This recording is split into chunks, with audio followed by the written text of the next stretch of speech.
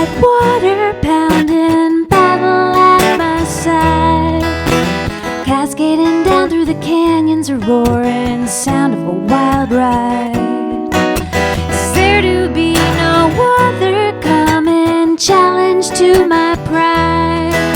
To rock this boat so I paddle, not float, power through to the other side. Isolation striking at the mountain's painted bones. Sedges speak to willows of what it is to be alone. Just beyond the Backbone Range where the territories meet, there's a whole other watershed headed for the Beaufort Sea. At night I see white water pounding, battle at my side, cascading down through the canyons, a roaring sound of a wild ride.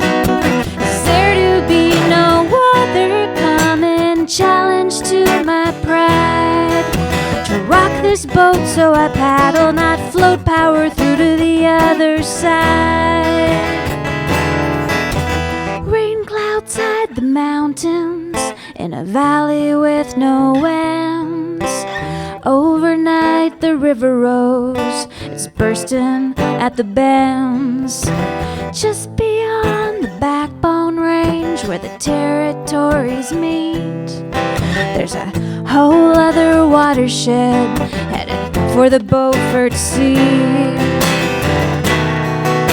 At night I see white water pounding, battle at my side, cascading down through the canyons, a roaring sound of a wild ride. Is there to be no other coming challenge to my pride? To rock this boat so I paddle, not float, power through to the other side. Choose a braided channel, bottom out again, paint left on the riverbed, showing where we've been. Tents pitched above the floodline, footprints in the sand. I'm making plans already to head back to the land. At night I see white water pounding, battle at my side, cascading down through the canyons, a roaring sound of a wild ride. Is there to be no other coming challenge to my pride? To rock this boat so I paddle, not float, power through to the other side. To rock this boat so I paddle, not float, power through to the other side.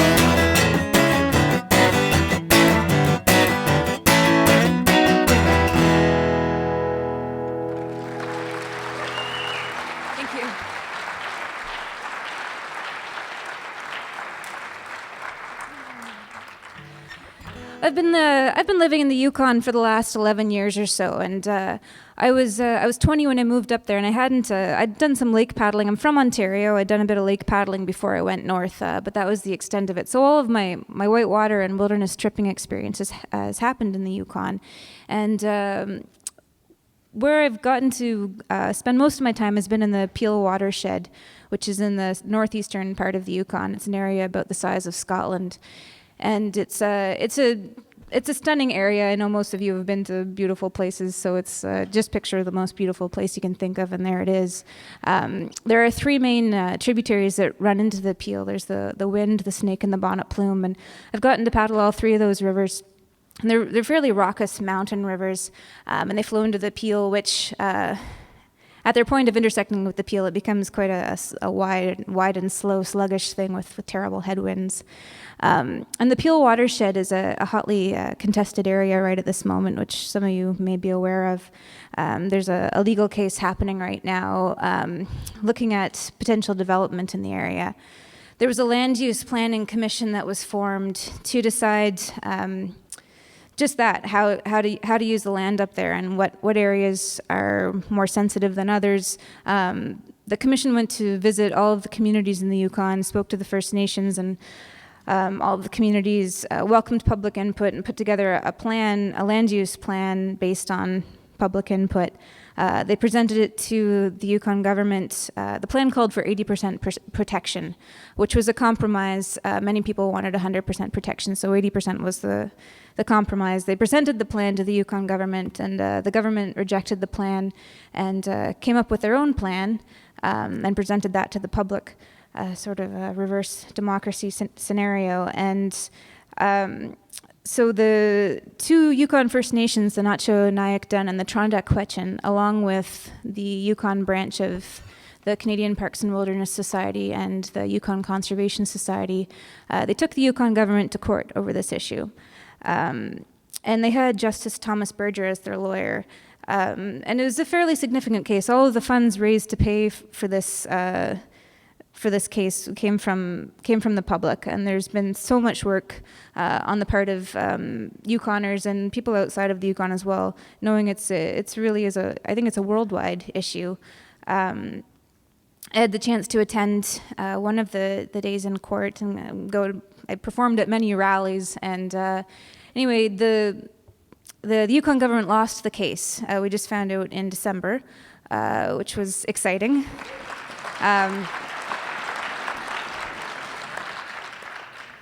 And now they've appealed it, of course. So we're still waiting to see what's going to happen. In any case, I paddled on the Snake River a couple of summers ago, and was out for 16 days, and didn't run into a soul the whole time, except for this one area where there's a huge iron ore deposit, and there was a helicopter flying over, and we were really struck by the sound of the helicopter after being out there for all that time and not running into anybody. And it got me thinking about how, in that context, the sound of human noise, really is kind of jarring. But I think that when we're somewhere like Toronto or Parliament Hill, say, where a lot of important decisions are made, it's hard to imagine a wilderness, and silence isn't something that exists really, or the sound of nature. And soon after my time on the Snake River, I was in Ottawa and on Parliament Hill and overwhelmed by the noise. And I heard Stephen Harper on the radio. He was actually in the Yukon while I was in Ontario, and he was having a sort of annual northern visit and talking about the wealth of resources in the Yukon, and how the resources in the Yukon belong to all of Canada, and how there's a new gold rush up there and how great that is. And I think that it's... Well, I'll just play the song. This is called Banks of the Snake.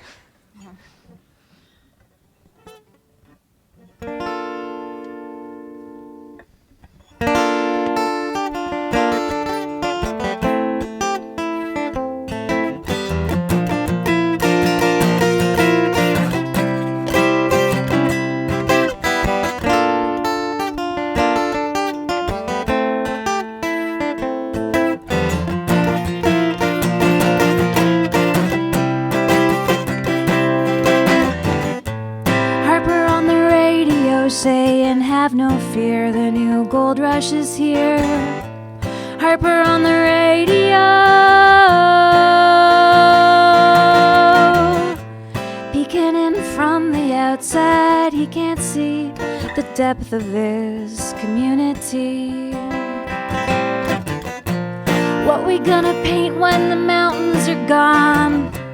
How we gonna sing when all our songs feel so far away from the banks of the river Snake? How we gonna make 'em see what we're gonna break? Chopper by the Iron Creek cuts through the air, and it's all we hear. What's the iron chopper doing there? Picking up the mess they made, or making more with stake and blade. What we gonna paint when the mountains are gone? How we gonna sing when all our songs feel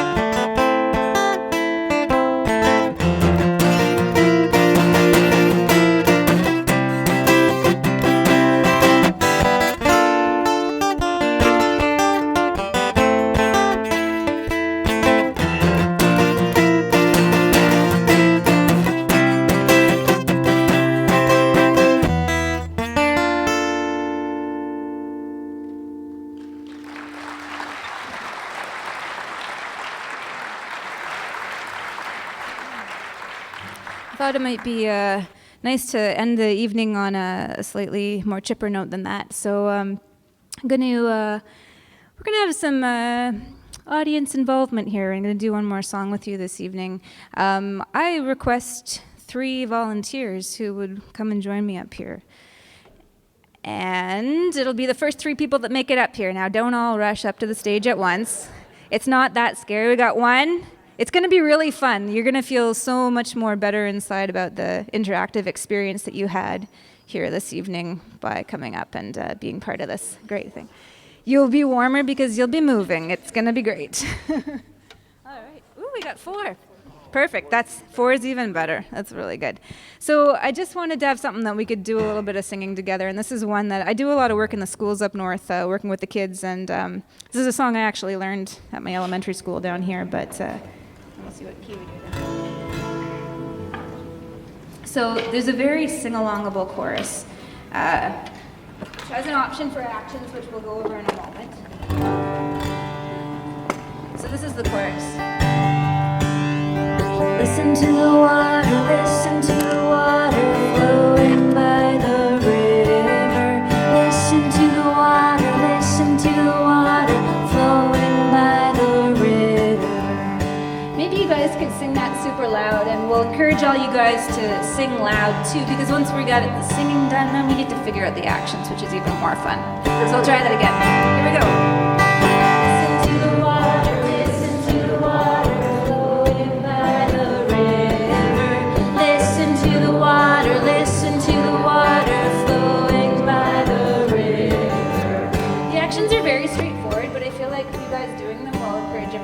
Also participate.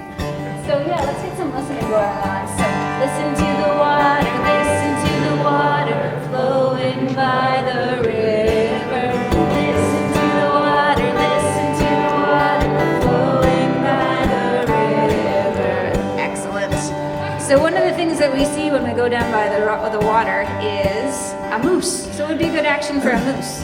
I saw a moose by the waterside. Oh, by the waterside, oh, by the waterside. I saw a moose by the waterside, oh, by the waterside, oh, by the waterside. Listen to the water flowing by the river. Listen to the water flowing by the river. Now this is the fun part where somebody from the audience gets to yell out an idea for something we saw by the river. A what? A bear? Let's do a bear. So what's a good action for a bear? Okay, so there's a few options. You can choose which interpretation you prefer. I saw a bear by the waterside. Oh, by the waterside. Oh, by the waterside. I saw a bear by the waterside. Oh, by the waterside. Oh, by the waterside. Listen to the water flowing by the river. Listen to the water flowing by the river. Okay, we'll do one more just so we got an even 3. We're gonna do a crocodile. I saw a crocodile by the waterside. Oh, by the waterside. Oh, by the waterside. I saw a crocodile by the waterside. Oh, by the waterside. Oh, by the waterside. Listen to the water flowing by the river. Listen to the water flowing by the river. One more time. Listen to the water flowing by the river. Listen to the water flowing by the river. Thanks, guys. Thanks very much. Thanks, Alex and George, for having me here.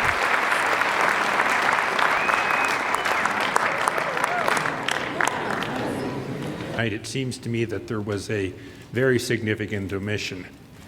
It's almost impossible to conceive, I think, for people that haven't done it, just how much work goes into being able to pull off something like tonight's symposium. And you know who's responsible for that, Alex and George. Did you have a good symposium?